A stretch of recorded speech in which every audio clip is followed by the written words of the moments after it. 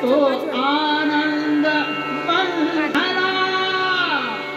कैसी शोभे सरस्वती गणपती कुर्यात् सदा मंगलम शुभमंगल तेजा पुंज दिसे प्रमाल गिरिसा रक्तांबरा नेसिला देवाता अधिदेवता गणपती या मंडपी बैसेला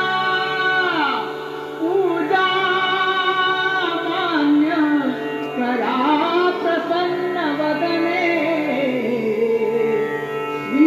स्वीकारावी वंदना आता एकच मागणे वधूपरा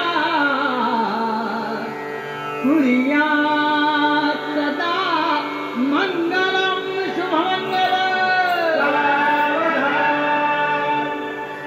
आली लग्न घटली समीप नवरा घेऊन या वाघरा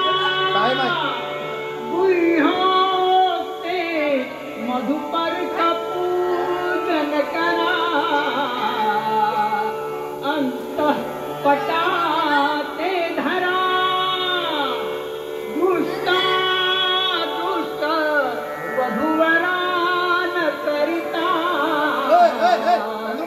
दोघे करावी उभी वाजवते बहुगलबलान करणे कुर्यात् सदा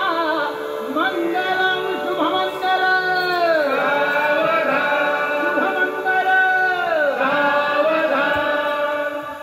जन्मंगलम महेन्द्रस्य प्राप्ति जीव समागमे ऋषिभिः स्तूयमानस्य तत्तेवतु मंगलम तदेव लग्नं सुदिनं तदेव ताराबलं चन्द्रबलं तदेव